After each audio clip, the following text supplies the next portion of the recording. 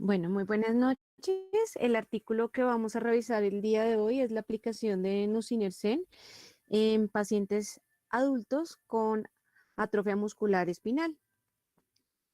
Este es un artículo que es publicado en la revista Neurology en julio del 2020. Como un recuento, pues ya sabemos que la atrofia muscular espinal pues es un trastorno con degeneración de las neuronas motoras que va a conducir a una debilidad progresiva del músculo. Desde diciembre del 2016, la FDA aprobó el nusinersen para uso en todos los tipos de atrofia muscular espinal. En estudios que se realizaron en niños se evidenció mejoría en los hitos motores. Dados esos resultados, los pacientes adultos con atrofia muscular espinal solicitaron la aplicación de nusinersen a pesar de que no tener datos con la población adulta. El nusinersen es un oligonucleótido antisentido, SMN funcional.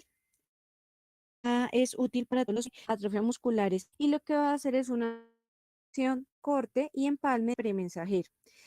Al ver que los pacientes adultos solicitaban la aplicación de nusinersen, la Academia Americana de Neurología proporcionó pautas para la aplicación del mismo y que se pudieran tener y establecer pues una respuesta adecuada. El objetivo que se planteó este artículo fue informar la audiencia de un grupo de pacientes adultos con atrofia muscular espinal, de los cuales algunos fueron tratados con nusinersen.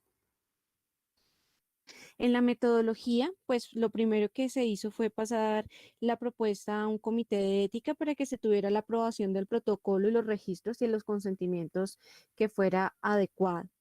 Se hizo una revisión de 22 historias clínicas de pacientes con AME tipo 2-3 entre los años 2017 y 2019, donde se tenía en cuenta pues el fenotipo, el perfil demográfico de los pacientes, el estado ambulatorio y las comorbilidades respiratorias y musculoesqueléticas.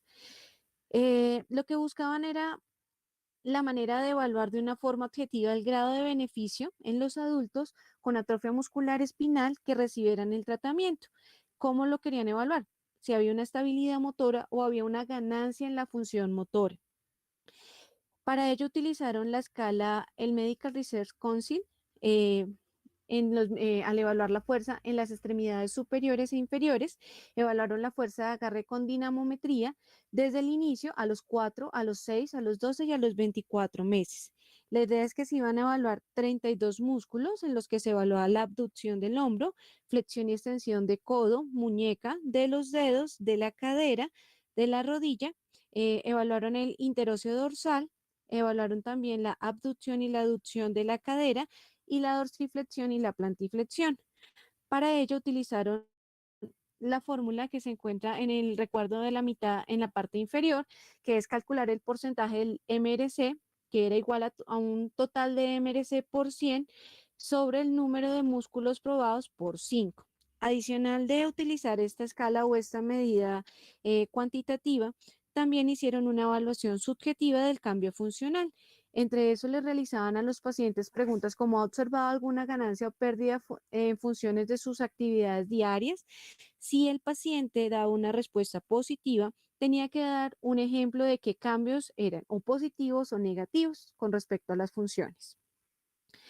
En los resultados de los 22 pacientes había una edad media de la población de 36 años. En el grupo de pacientes tratados la edad media era de 33 años, en los no tratados de 34 años.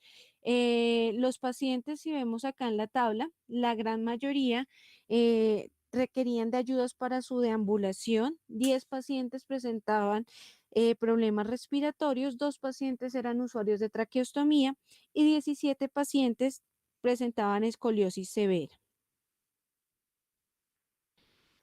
De esos 22 historias, 10 pacientes fueron tratados con nusinersen en un periodo de 6 a 24 meses con una mediana de 12 meses.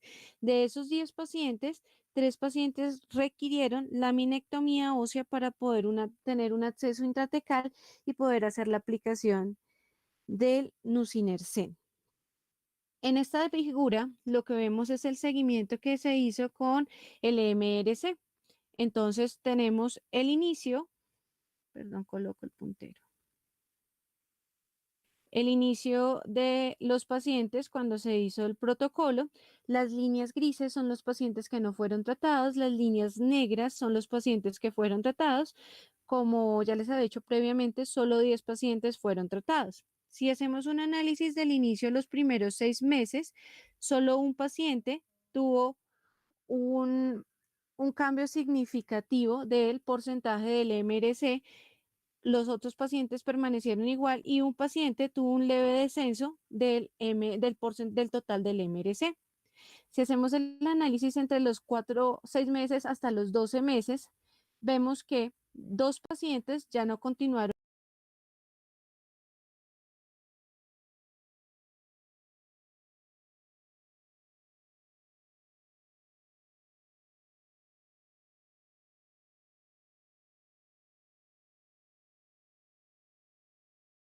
de 12 a 16 meses, vemos que ya no continuaron en el estudio, solo continuaron, perdón, en el estudio 3 pacientes, donde uno tuvo un descenso en la medida total del MRC, uno se estuvo estable y el último paciente se mantuvo estable.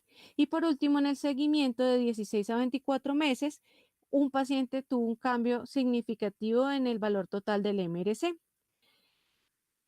Si evaluamos los pacientes no tratados, podemos evidenciar que su valor total de MRC se mantuvo estable.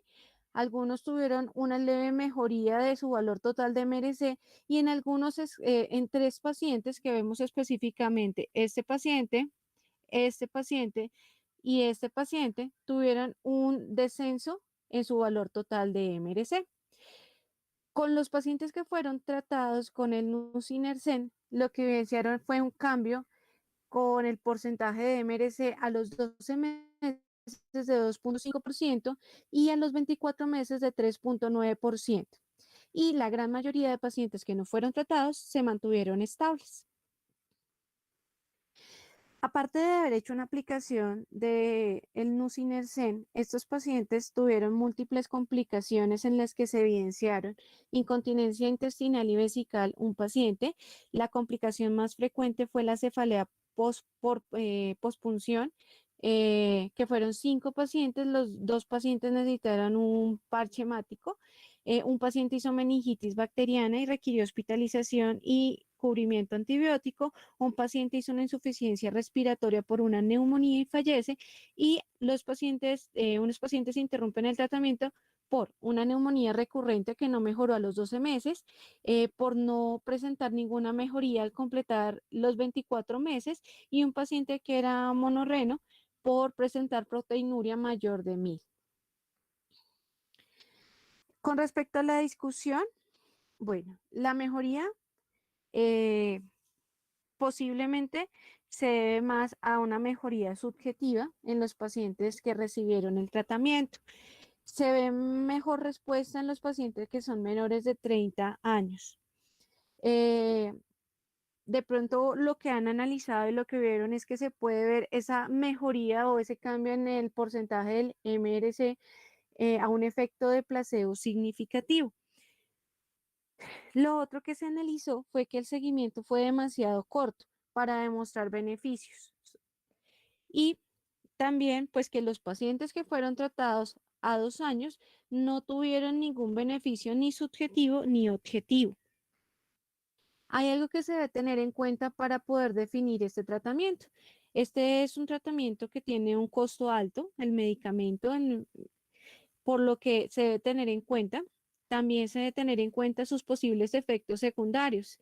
Si nos devolvemos a la diapositiva anterior, más del 50% de los pacientes tratados con nusinersen tuvieron algún efecto secundario. Y también se debe tener en cuenta la vía de administración invasiva.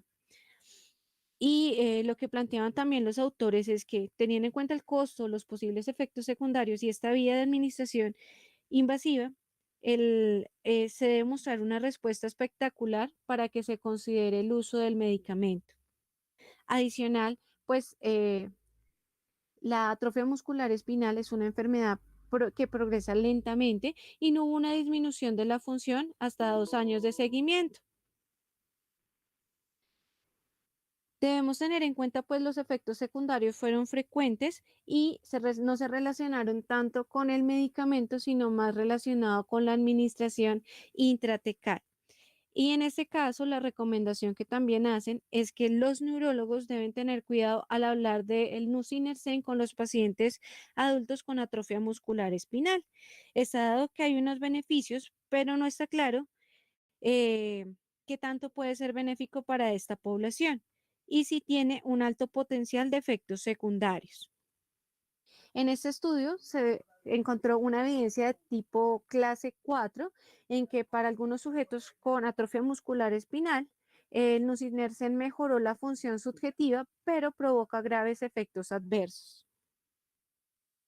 Entre las limitaciones que tiene este estudio es pues la naturaleza del estudio como tal, que es de etiqueta abierta. Entonces, ¿en qué consiste esto de etiqueta abierta? En las enfermedades raras como la atrofia muscular espinal, donde hay esperanzas de una cura, puede resultar es un efecto placebo significativo al hacer la aplicación del tratamiento como tal. Otra limitación es el tiempo de seguimiento. Se considera que si hiciera un seguimiento más largo, se podría ver un mejor efecto que lo que se evidenció en esos 2 años de seguimiento. Y tercero, pues no contar con un estudio en adultos, ya que se está haciendo es una extrapolación de estudios en población pediátrica. Em, Este artículo también fue analizado por la editorial en la revista Neurology. El editor pues hablaba de la aprobación del nusinersen de la FDA en el 2016 y pues hablaba de los estudios realizados en población pediátrica, de los que resalta el estudio Mercury, donde ellos evidenciaron una mejoría clínica de más de 3 puntos en la escala de Hammersmith ampliada y que fue estadísticamente significativo en los pacientes que recibieron el tratamiento, los cambios en la función motora. Con eso se encontró una evidencia de certeza moderada en una revisión también de Cochrane, perdón. De ahí, con estos resultados, pues es que se empezó a utilizar ampliamente el nusinersen en los pacientes con atrofia muscular espinal. Hay que tener claro que este estudio fue realizado en población pediátrica que máximo tenían 8 años.